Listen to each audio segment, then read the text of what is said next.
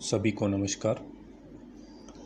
आज हम अध्ययन करेंगे वित्तीय प्रबंध का अर्थ, इसकी विशेषताएं, इसका स्कोप या उद्देश्य या हम इसका कार्य कह सकते हैं, और वित्तीय प्रबंध का महत्व है। Financial management meaning, scope and importance.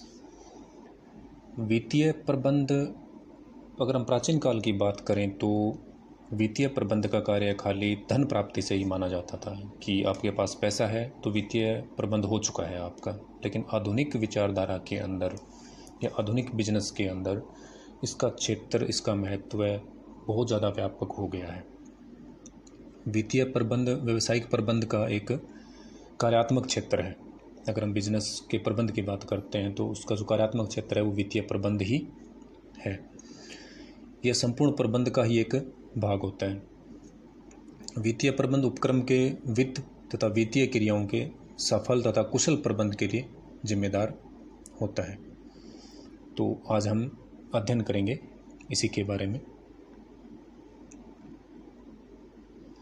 तो जो चीज़ें आपको बताई गई अभी कि ये किस तरह से उपयोगी होता है, इसी कड़ी में हम देखते हैं आगे कि इसमें पूंजी, रोकड़ प्रवाह, साख मूल्य, लाभ की नीतियाँ, परफॉर्मेंस निष्पत्ति नियोजन है, मूल्यांकन तथा बजटरी नियंत्रण की नीतियाँ हैं, ये प्रणाली सारी, ये सब किस में शामिल कर लिया जाता है? आपका वित्तीय प्रबंध में ही शामिल किया जाता है। हम ये सारी चीज़ों का अध्ययन फाइनेंशियल मैनेजमेंट के अंदर ही समाहित मान के करते हैं। वित्तीय प्रबंध उपक्रम के व्यापक हितों का प्रतिनिधित्व करता है तथा यह इनके लिए संस्था के एक रखवाले कुत्ते की तरह काम करता है। यानी ये पूरी संस्था की क्या करता है? निगरानी करता है। जैसे कि वेस्टन एवं ब्राइंगम ने परिभाषा की अनुमति है इसके लिए कि वित्तीय प्रबंध वित्तीय निर्णय लेने की वह क्रिया है जो व्यक्तिगत उद्देश्य और उपक्रम के उद्देश्यों में समन्वय स्थापित करता है। यानी अलग अलग अर्थशास्त्रियों ने इस पे अपनी अलग अलग परिभाषाएं दी है। हम इन परिभाषाओं के आधार पर कह सकते हैं कि वित्तीय प्रबंध व्यावसायिक प्रबंध का वह क्षेत्र है जिसके अंतर्गत व्यवसाय की वित्तीय क्रियाओं एवं वित्त कार्यों का कुशल संचालन किया जाता है। इसके अंदर हम नियोजन, आवंटन और नियंत्रण, इन तीनों को शामिल कर सकते हैं। यानी financial management is the application of the planning and control of function of the finance function. यानी कुल मिला के ये वित्त स्रोत को नियंत्रित करने का एक तरह से हम नियोजन कैसे करेंगे, उसको प्राप्त कैसे करेंगे, उसको लगाना कैसे है, उसका कंट्रोल कैसे करना, ये सारी चीज़ें हम वित्तीय प्रबंध के अंदर क्या करते हैं? अध्ययन करते हैं। ये एक डायग्राम के द्वारा आपको बताया गया है कि वित्तीय प्रबंध किस तरह से आवश्यक होता है या किस तरह से एक संस्था के लिए कार्य करता है। जैसे इसमें सबसे पहले आपको बताया गया कि वित्त पूर्ति के निर्णय लेता है, दूसरा लाभांश निर्णय और तीसरा विनियोजन निर्णय। हालांकि ये सब निर्णय एक दूसरे से संबंधित होते हैं। पहला आपका वित्त पूर्ति निर्णय, जिसमें आपको बताया गया कि पूंजी संरचना निर्णय, यानी हमें किस हिसाब से पूंजी की संरचना करनी है, कौन कौन से स्रोतों से हमें पूंजी को प्राप्त करना है, कितनी मूर्त संपत्तियाँ होंगी हमारी, कितनी अमूर्त संपत्तियाँ होंगी, ये सब चीज़ें हम वित्त पूर्ति निर्णय के अंदर लेते हैं। इसी तरह से हमारे कार्यशील पूंजी का प्रबंध हम कैसे करेंगे, अल्पकालीन स्रोतों से कौन कौन से स्रोत से हमें वर्किंग कैपिटल जो है वो प्राप्त होगी। यानी दीर्घकालीन के लिए तो आपकी कौन सी होगी? पूंजी संरचना, और अल्पकाल के लिए आप वर्किंग कैपिटल का जो मैनेजमेंट करते हैं वो वित्त पूर्ति निर्णय के अंतर्गत आता है। और ये किसका पार्ट होता है? वित्तीय प्रबंध का। यानी पूंजी संरचना हमारी ऐसी होनी चाहिए जिससे उपक्रम की जोखिम तो क्या हो, न्यूनतम हो, और लाभ क्या हो, अधिकतम हो। कोई भी संस्था यही चाहेगी कि वो अपना वित्त पूर्ति निर्णय किस हिसाब से करेगी कि जो उसकी जो रिस्क है वो क्या हो, मिनिमम, और प्रॉफिट उसका क्या हो, मैक्सिमम हो। इसी तरह से दूसरा जो आपका आगे इसमें देर का है विनियोग निर्णय। तो विनियोग के अंदर भी क्या है? पूंजी व्यय निर्णय। यानी एक तरह से जो हमें लॉन्ग टाइम इन्वेस्टमेंट वगैरह करने हैं वो हम कैसे करेंगे, यानी दीर्घकालीन निर्णय, तो वो हम पूंजी व्यय निर्णय के अंतर्गत करेंगे। और अल्पकालीन, जैसे कि कार्यशील पूंजी का प्रबंध देखना है, कार्यशील पूंजी का हम कहाँ कहाँ इन्वेस्टमेंट करेंगे, तो वो अल्पकालीन निर्णय के अंदर आपका आ जाता है। हालांकि ये स्थायी रूप से देखें तो हम स्थायी संपत्तियों के विनियोजन की बात कर रहे हैं, और ये हम किसके अंदर अध्ययन करते हैं? पूंजी बजटन निर्णय, कैपिटल बजटिंग डिसीजन के अंदर करते हैं। और इसी तरह से अल्पकालीन की अगर बात करें तो वो वर्किंग कैपिटल मैनेजमेंट के अंदर अध्ययन किया जाता है। ये दोनों ही चैप्टर आपके वर्किंग कैपिटल मैनेजमेंट और कैपिटल बजटिंग, ये डिटेल में हम इसमें आगे स्टडी करेंगे। अभी हम ये इतना समझ रहे हैं कि वित्तीय प्रबंध से ये किस प्रकार रिलेटेड होते हैं और उनमें किस प्रकार से इनका अध्ययन जो है वो किया जाता है। इसी तरह से लाभांश निर्णय भी वित्त प्रबंध के अंतर्गत लिए जाते हैं, यानी कि शुद्ध लाभ जितने होते हैं एक संस्था के, उन लाभांशों को अंशधारियों में वितरित किया जाए या उनका कुछ भाग रोक के रखा जाए, जो अर्जन उनके हैं, जो प्रॉफिट में है उनको, ये सब निर्णय किसके अंदर किए जाएंगे? आपके लाभांश निर्णय के अंदर। और लाभांश निर्णय किसके अंतर्गत आएगा? वित्तीय प्रबंध के अंतर्गत आता है। यानी कितना पार्ट हम कर्मचारियों को बोनस के रूप में दें या शेयर होल्डर्स को उनको लाभ में हिस्सा दें या उनको रोक के रखें या फिर से उसका इन्वेस्टमेंट कर दें, रिटेन अर्निंग बढ़ाएं, ये सारी चीज़ें डिसीजन किया जाता है लाभांश निर्णय के अंतर्गत। हालांकि एक अनुकूलतम लाभांश नीति वो होती है जो प्रति अंश बाजार मूल्य को क्या करती है? अधिकतम करती है, पे आउट रेशियो को। ये भी आपका एक चैप्टर होगा पूरा इसका, डिविडेंड पॉलिसी का, जिसके अंतर्गत हम देखेंगे कि किस हिसाब से इनका फाइनल किया जाता है।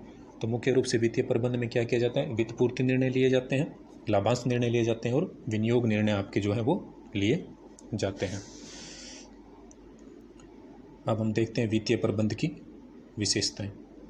पहली विशेषता आपकी इसके अंतर्गत आती है कि व्यावसायिक प्रबंध का एक क्या होता है? ये अभिन्न अंग होता है। वित्तीय प्रबंधक उच्च प्रबंध टोली में क्या होता है? एक तरह से सक्रिय सदस्यों में से एक होता है। ये निम्न प्रबंधक नहीं हो सकते जो वित्तीय प्रबंधक बन सकते हैं, उच्च प्रबंधक टोली के क्या होते हैं? पार्ट होते हैं। व्यवसाय की गतिविधियों के साथ वित्त का प्रश्न क्या होता है? जुड़ा होता है। तो वित्तीय प्रबंधक सभी महत्वपूर्ण व्यवसायिक निर्णयों में क्या करते हैं? आधारभूत भूमिका निभाते हैं। तो व्यवसायिक प्रबंध क्या क्या होता है? एक अभिन्न अंग होता है। दूसरी इसकी विशेषता एक सतत प्रक्रिया है। ये पूरे बिजनेस में पूरे टाइम कंटिन्यूस प्रोसेस के रूप में क्या रहती है? चलती रहती है। तीसरी जो इसकी विशेषता है वो है वर्णनात्मक और विश्लेषणात्मक ज़्यादा होती है, less descriptive and more analytical. आज जो वित्तीय विश्लेषण जो है वो क्या होता है? सांख्यिकी या स्टैटिकल जो है या मैथमेटिकल जो टेक्निक्स जो डेवलप की गई हैं, उनके आधार पे ये क्या हो गया? विश्लेषणात्मक ज़्यादा हो गया है, एनालिटिकल ज़्यादा हो गया। ऐसे नहीं कि कुछ सिद्धांत बता दिए गए उन्हीं पे चल रहा है। इनके द्वारा जो आंतरिक और बाह्य परिस्थितियों के संदर्भ में क्या होता है? संभावित विकल्पों में से श्रेष्ठ विकल्प का क्या कर सकते हैं? हम चुनाव कर सकते हैं। किसके माध्यम से? विश्लेषणात्मक इनकी टेक्निक्स के माध्यम से। यानी वर्णनात्मक न होकर क्या हो रहा है? विश्लेषणात्मक होता है। ये इसकी प्रमुख विशेषता है। लेखांकन कार्य से क्या होता है? भिन्न होता है, डिफरेंट फ्रॉम अकाउंटिंग फंक्शंस। बहुत से लोग जो होते हैं वो वित्त कार्य को ही क्या मान लेते हैं कि लेखांकन कार्य है वही वित्त कार्य है। अकाउंटिंग सब जहाँ आ गया वहाँ से वित्त से जोड़ लिया उसको, उसका उसी में अर्थ समझ लिया। ऐसा नहीं होता है। मेनली क्या होता है कि अकाउंटिंग के अंदर हम क्या करते हैं कि जो फाइनेंशियल डेटाज होते हैं उनका हम कलेक्शन करते हैं, जबकि वित्त कार्य के अंतर्गत या फाइनेंस के जो एक्टिविटी उसके अंदर हम क्या करेंगे? उनका विश्लेषण करते हैं, उनका एनालिसिस करते हैं और उस विश्लेषण को हम क्या लेते हैं? डिसीजन मेकिंग में उपयोग लेते हैं। नेक्स्ट इसकी जो विशेषता है 5 नंबर, ये क्या होता है कि एक सेंट्रलाइज्ड नेचर का होता है, केंद्रीयकृत स्वभाव का होता है। यानी बाकी सारी चीज़ें इससे क्या रहती हैं? जुड़ी हुई रहती हैं। नेक्स्ट इसकी विशेषता है इसका क्षेत्र क्या है? व्यापक है, यानी वाइड स्कोप है इसका।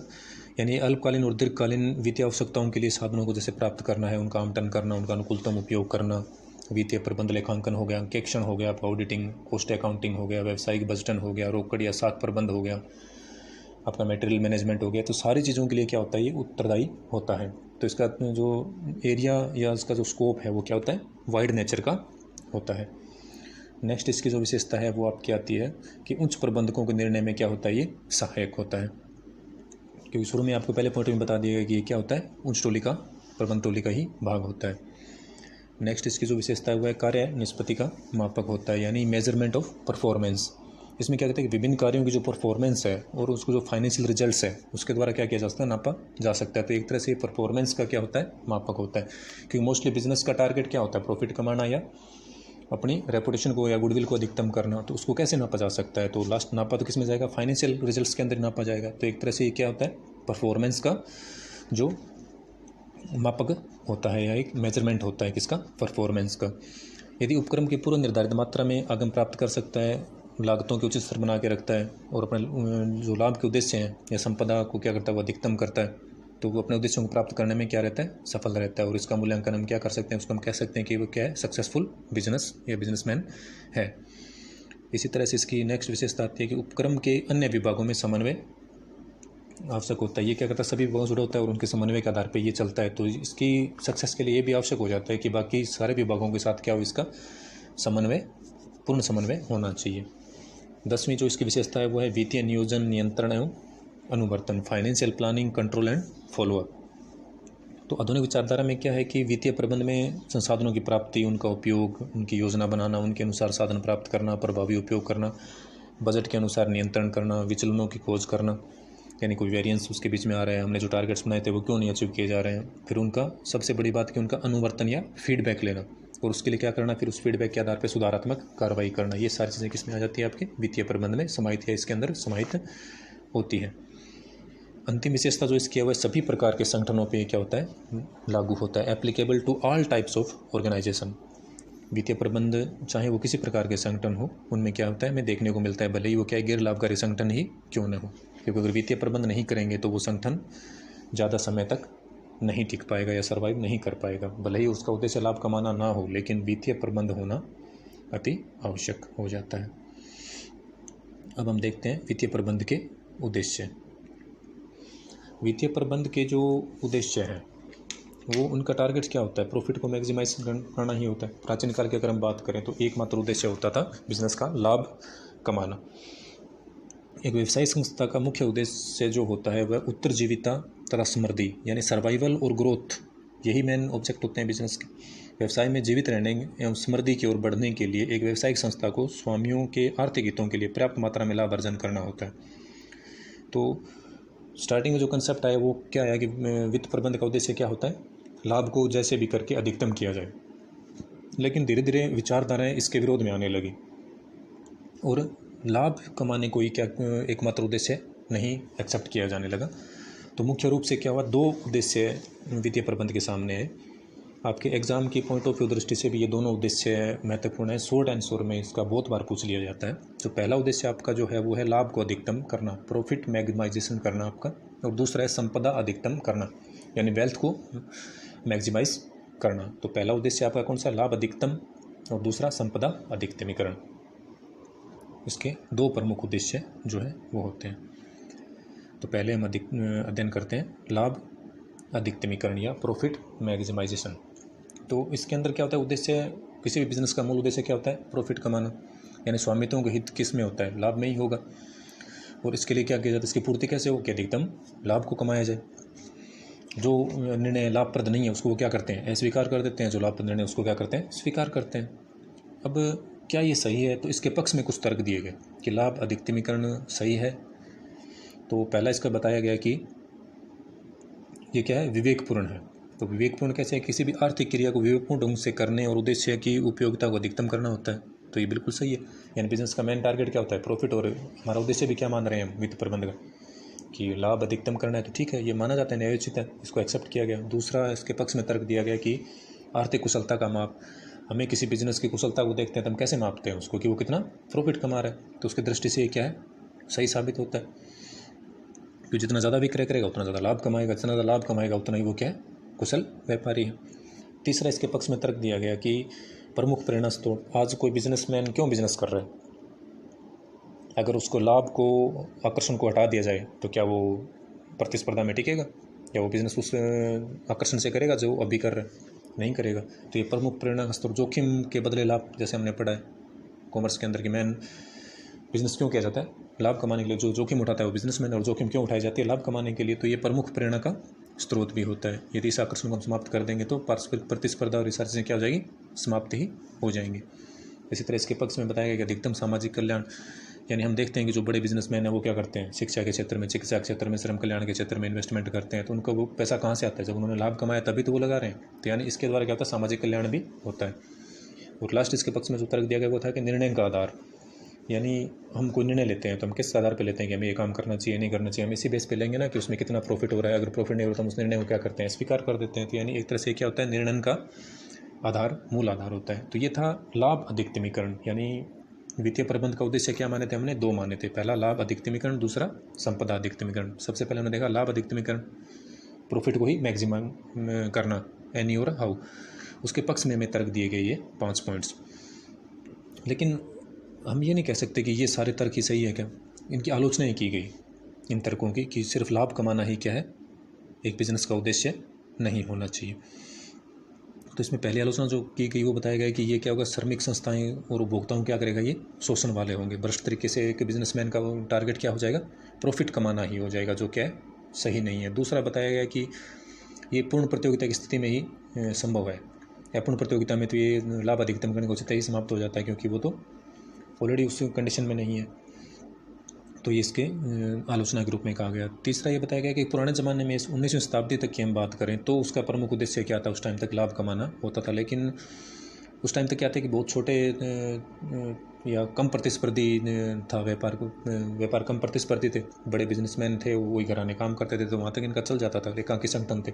लेकिन आधुनिक व्यवसाय की विशेषताओं के आधार पर सीमित दायित्व और प्रबंध तथा स्वामित्व पृथक्करण होता है, कंपटीशन बहुत ज़्यादा है, तो सिर्फ तो आप लाभ कमा के ज़्यादा टाइम तक मार्केट के अंदर स्थिर नहीं रह सकते हैं। तो नवीन व्यावसायिक वातावरण में लाभ अधिकतम करने के उद्देश्य को अवास्तविक, कठिन या अनुचित होने लगता है। तो हम इसके विपक्ष में कुछ तरह किए गए कि अस्पष्ट होता है, ये कोई एकमात्र निर्णय नहीं है। दूसरा बताया गया कि मुद्रा के सममूल्य की क्या करता है, अवहेलना करता है, यानी जो ये सिर्फ किस पे ध्यान देता है, लाभ कमाने के ऊपर ध्यान देता है। जबकि आज हम प्रॉफिट कमा रहे हैं, हालांकि ज़्यादा प्रॉफिट कमा रहे हैं, लेकिन वो बिज़नेस हमारा लंबा नहीं चला, और एक हमने कम प्रॉफिट कमाया और उस बिज़नेस को हमने लंबा चलाया, और कुछ टाइम बाद हमारे शेयर मार्केट में शेयर की वैल्यू बहुत ज़्यादा बढ़ गई। तो यानी हमारी जो भावी प्रत्याशा है वो क्या है, बहुत ज़्यादा हो गई वर्तमान की बजाय। तो ये तो एक तरह से क्या हुआ, सममूल्य की उपेक्षा होगी प्रॉफिट की। जबकि मुद्रा ये क्या कह रहा है कि सिर्फ अभी प्रेजेंट पे ध्यान दीजिए प्रॉफिट के अंदर, यानी ये सममूल्य की क्या करता है, उपेक्षा करता है। यानी आज प्राप्त होने वाले 1 रुपये का वर्तमान मूल्य की अगर हम बात करें, 2 वर्ष बाद प्राप्त होने वाले रुपये के समान तो नहीं होगा। तो ये सममूल्य की क्या करता है, उपेक्षा करता है। इस तरह जोखिम की भी अवहेलना करता है। और इसके आलोचना के रूप में जो चौथा पॉइंट बताया गया वो था कि व्यवसाय में सामाजिक दायित्व की अवहेलना करता है। ये सिर्फ किस पे ध्यान देता है, सिर्फ एनी और प्रॉफिट को मैक्सिमम करने के। ये उपभोक्ता का संरक्षण जो है, शोध है, विकास है, इन चीज़ों के सारे में क्या करता है, ये अवहेलना करता है। और मार्क्सवादी विचारधारा के अनुसार तो लाभ अधिकतम के विचार को क्या माना गया था, शोषण का प्रतीक माना गया था। हालांकि विचारधारा पे मतभेद हो सकते हैं, किंतु सत्य यही है कि अपूर्ण प्रतियोगिता में लाभ अधिकतम करने का सिद्धांत निश्चय ही आर्थिक सत्ता के केंद्रीकरण या एकाधिकार की प्रवृत्तियों क्या करता है, जन्म देता है। तो इन सिद्धांत की कमियों के कारण क्या हुआ कि संपदा अधिकतम करने का जो कंसेप्ट है वो लाया गया, वेल्थ मैक्सिमाइजेशन। इसके अंदर क्या था कि इसको मूल्य अधिकतमकरण, वैल्यू मैक्सिमाइजेशन, या फिर शुद्ध वर्तमान मूल्य अधिकतमीकरण भी बोला जाता है।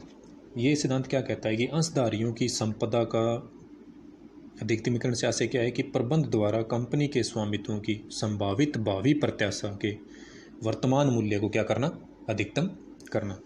यानी जो अंशधारी हैं या जो स्वामी हैं, उनकी जो भावी प्रत्याशा, यानी जो बाद में जो उनकी इनकम होने वाली है, उनके वर्तमान मूल्य को क्या करना, अधिकतम करना। और वो कैसे होगा, जब हम बिज़नेस को सही तरीके से सेट करेंगे, उपभोक्ता की संतुष्टि पे ध्यान देंगे, कॉस्ट पे ध्यान देंगे, कम कॉस्ट पे, कम लाभ पे उनको चीज़ें उपलब्ध करवाएंगे। धीरे धीरे क्या होगी, उनके शेयर की वैल्यूज़ बढ़नी स्टार्ट होगी। तो यानी स्वामियों की जो भावी प्रत्याशा है उसका वर्तमान मूल्य क्या होने लग जाएगा, अधिक होने लग जाएगा। और ये सिद्धांत क्या है, संपदा अधिकतमीकरण कहलाता है। इन अंशों के बाजार मूल्य में क्या होता है, वृद्धि होती है। संपदा कंपनी का अंशों के बाजार मूल्य के रूप में परिलक्षित होती है। अतः संपदा अधिकतमीकरण के सिद्धांत के अनुसार वित्तीय प्रबंध का मूलभूत उद्देश्य कंपनी के समता अंशों के बाजार मूल्य में अधिकतम वृद्धि करना होना चाहिए। यही ये सिद्धांत कहता है। यानी विनियोजित संपत्ति कैसे बढ़ेगी, जब उनके अंशों के बाजार मूल्य बढ़ेंगे। तो ये सिद्धांत कुछ विशेषताएं बताता है अपनी, जिसमें से प्रमुख है आपकी कि ये नए उत्पाद प्रक्रिया विकास, उत्पादन गुणवत्ता को सुधार करना चाहिए, ग्राहक संतुष्टि पे जोर देना चाहिए, कर्मचारियों के संबंध में सही और समय पर सभी प्रकार की सूचनाएं उपलब्ध होनी चाहिए, अनावश्यक उच्च स्तरीय जोखिम से में क्या रहना चाहिए, दूर रहना चाहिए।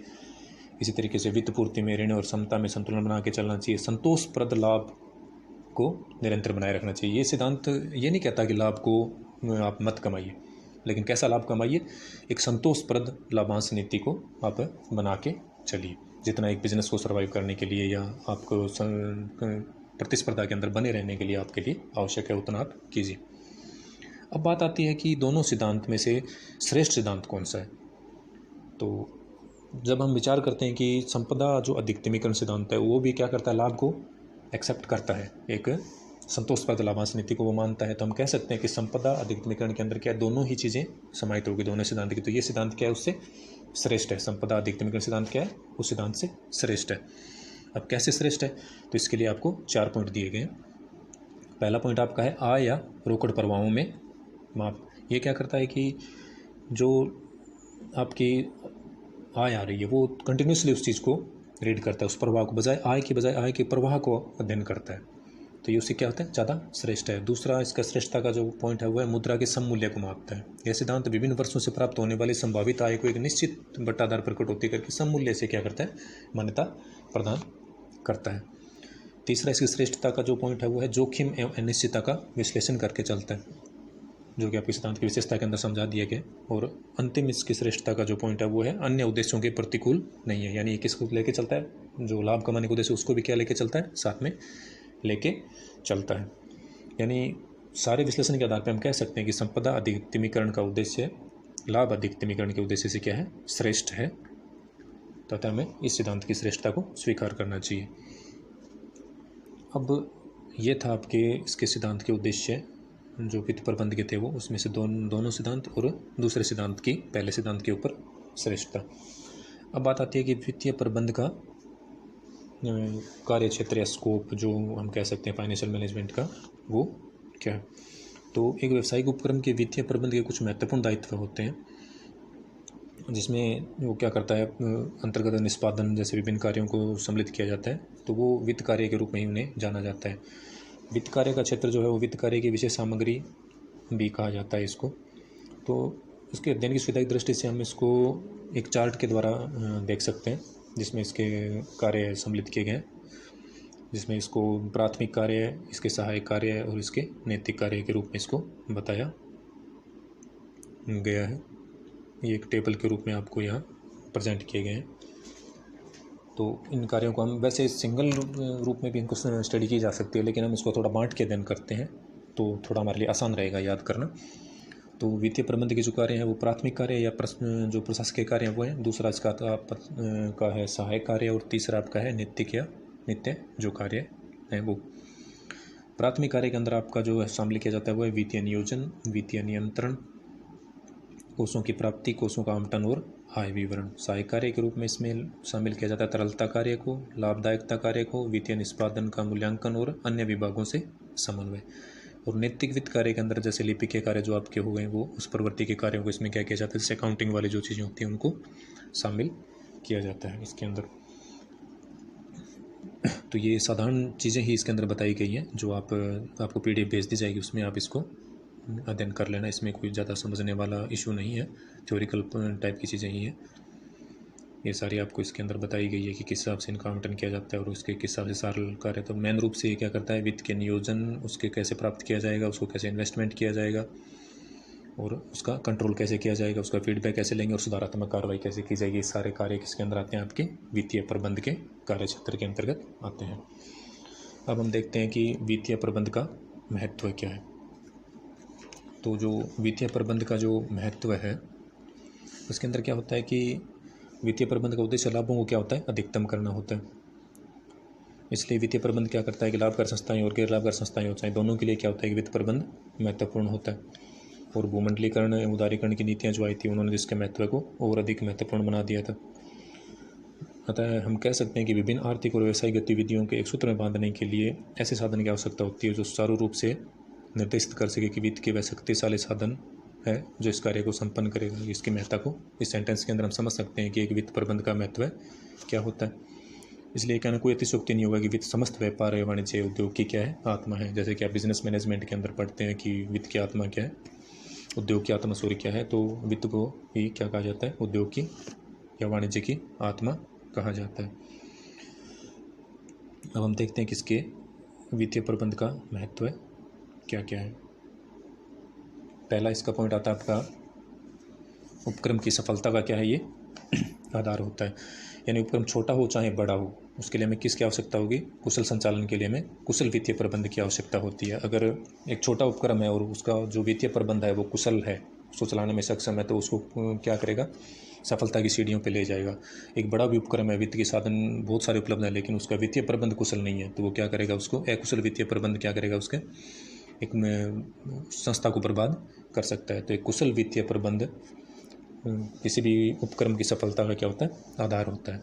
दूसरा इसके महत्व का पॉइंट जो है वो है साधनों का अनुकूलतम आवंटन एवं उपयोग, optimum allocation and utilisation of resources. यानी एक कुशल वित्तीय प्रबंध होगा तो उपक्रम के जो साधन है उनका क्या करेगा, वो अनुकूलतम आवंटन संभव बनाएगा, जिससे हमें क्या मिलेगा, मैक्सिमम प्रॉफिट मिलेगा और हमारी संस्था का जो संपदा का मूल्य है वो क्या होगा, अधिकतम होगा। अगर हम अनुकूलतम आवंटन नहीं करेंगे तो हम उतना प्रॉफिट नहीं कमा पाएंगे। और ये किससे संभव हो पाता है, कुशल वित्तीय प्रबंध से हो पाता है। नेक्स्ट इसका जो वित्तीय प्रबंध का जो महत्व हुआ है, निर्णय का केंद्र बिंदु। यानी व्यवसाय में पहले क्या होता था कि प्रबंधकों को खुद की जो अंतःप्रेरणा होती थी उसके अनुभव के आधार पर निर्णय लेते थे, परंतु आज के टाइम में क्या है कि बिजनेस अलग टेक्निक्स के आधार पर होने लगे हैं, बिजनेस डेली चेंज होते हैं। तो आज अधिकांश निर्णय वित्तीय विश्लेषण की तुलना के आधार पर लिए जाते हैं, हम अपने अंतर्मन से नहीं ले सकते। तो और ये चीज़ किससे संभव होती है, वित्तीय प्रबंध से संभव होती है। अगले जो इसकी महत्व है वो है कार्य निष्पत्ति का कुशलता का मापन। हमने इसकी विशेषता के अंदर बताया था कि किसी भी बिजनेस को हम कुशलता को कैसे मापते हैं, उसके प्रॉफिट से या उसकी वेल्थ मैक्सिमाइजेशन से नापेंगे। और ये चीज़ें किससे संभव हो पाती हैं, कुशल वित्तीय प्रबंध और उनकी तकनीकों के विकास से ही संभव हो पाया। तो ये एक तरह से क्या करता है, इसका मापन में संभव बनाता है। अगली इसकी विशेषता जो है वो है नियोजन, समन्वय और नियंत्रण का क्या है, ये आधार होता है। सभी संगठनों को आपको बताया कि क्या करता है, समन्वय करके चलता है। नेक्स्ट इसका आता है राष्ट्रीय महत्व। जैसे भारत से विकासशील देश में तो जैसे मतलब नेशनल इंपॉर्टेंस इसकी क्या होती है, और भी बढ़ जाती है। जैसे विकास कार्यों में क्या होता है, करोड़ों रुपए खर्च किए जाते हैं, और जो हमने इन्वेस्टमेंट करोड़ों रुपए का किया उसकी कुशलता किस पे निर्भर करती है, या राष्ट्रीय विकास की जो ऊंची दर है वो किस पे निर्भर करेगी, इन्वेस्टमेंट पे। इन्वेस्टमेंट सही किया जाए या नहीं हुआ है, उसका आउटपुट सही आएगा नहीं, किस पे निर्भर करेगा, एक कुशल प्रबंधक, वित्तीय प्रबंधक है उसके ऊपर ही निर्भर करता है। अतः ये राष्ट्रीय महत्व के लिए भी वित्तीय प्रबंध का क्या है, महती आवश्यकता है। नेक्स्ट आपका इसके अंदर आता है व्यावसायिक प्रबंधकों के लिए उपयोगी, यूजफुल फॉर बिजनेस मैनेजमेंट। वित्तीय प्रबंध विषय में सर्वाधिक उपयोगिता व्यावसायिक प्रबंध क्षेत्र के लिए ही होती है। जैसे कि बड़ी जो कॉरपोरेशन है, निगम है, जनता की पूंजी का क्या होता है, उनमें इन्वेस्टमेंट होता है। अतः प्रबंधक जनता को पूंजी का क्या मानते हैं, प्रन्यासी। एक तरह से जनता की जो पूंजी होती है उसका प्रन्यासी होते हैं, जो इन्वेस्टर होते हैं वो। अतः उनका दायित्व हो जाता है कि वो जनता के विभिन्न वर्गों का विनियोजित पूंजी जो होती है तो सुरक्षा प्रदान करें। और ये सुरक्षा कैसे प्रदान होती है, कुशल वित्तीय प्रबंधक के द्वारा ही, और उनके सिद्धांतों के, उनके टेक्निक्स के द्वारा ही क्या संभव हो पाती है। इसी तरह से अंशधारियों के लिए इसकी उपयोगिता है, useful for share holders. Company तथा निगम के वास्तविक स्वामी कौन होते हैं, अंशधारी होते हैं। जबकि अंशधारी सारे डिसीजन तो नहीं करते, डिसीजन कौन करता है, वित्तीय प्रबंधक के द्वारा किए जाते हैं। प्रत्यक्ष रूप से कौन भाग लेता है, वित्तीय प्रबंधक ही भाग लेते हैं।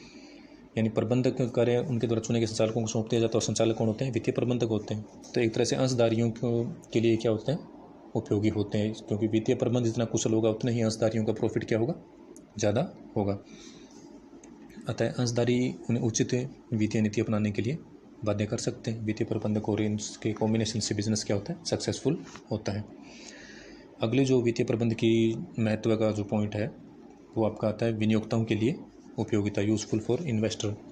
देश में बहुत से विनियोक्ता बचत करके अपनी बचतों को क्या करते हैं, अंशों में विनियोजित करते हैं। क्योंकि भारत में विनियोगी बैंकों का क्या, एक तरह से विनियोजन बैंक जो है उनका अभाव है, उनके माध्यम से तो कर नहीं सकते, तो वो सीधे संस्थाओं में इन्वेस्टमेंट करते हैं। अतः विनियोक्ताओं के जो प्रतिभूति विक्रेताओं, दलालों पर निर्भर रहना पड़ता है।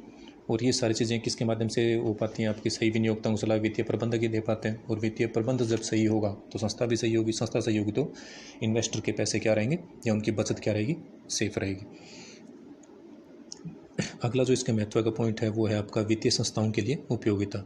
जब ये सब के लिए उपयोगी है, वित्तीय संस्था जैसे विनियोजक बैंक हो गया, व्यावसायिक बैंक हो गए, कंपनियां हो गई, स्वीकृत डेफिसिट जो ये डिस्काउंटिंग हाउस होते हैं, स्वीकृत ग्रह होते हैं, बट्टा ग्रह, इन सब के लिए इसकी क्या होती है, उपयोगिता होती है। क्योंकि सभी को क्या चाहिए, वित्तीय कुशलता चाहिए, और वित्तीय कुशलता वित्तीय प्रबंध के द्वारा संभव हो पाती है। अतः वित्तीय संस्थाएं क्या करती है, वित्तीय विशेषज्ञ नियुक्त करती हैं, यानी एक तरह से वित्त प्रबंधक नियुक्त करती हैं। तो इनके लिए इनकी क्या है, महती उपयोगिता है। और इसके अंतिम जो इसका महत्व है या इसकी उपयोगिता है वो है अन्य व्यक्तियों के लिए उपयोगिता, अदर्स के लिए। जैसे कि ये सभी सेक्टर में एक तरह से देखा जाए तो वित्त से हर क्षेत्र से क्या होता है, जुड़ा होता है। तो वित्तीय प्रबंध का विषय तो है ही, ज्ञान हर समाज के व्यक्ति से भी जुड़ा हुआ विषय है। जैसे कि राजनीति शास्त्र हो गया, आपका अर्थशास्त्र हो गया, वाणिज्य हो गया, तो ये सभी के लिए क्या है, विद्यार्थियों के लिए उपयोगी है इसका अध्ययन करना। यानी एक तरह से हम कह सकते हैं कि विनियोग या इन्वेस्टमेंट जो करते हैं वो उसकी सफलता किस पर निर्भर करती है, प्रबंध की, वित्तीय प्रबंध जो है उसकी प्रभावशीलता पर निर्भर करेगी।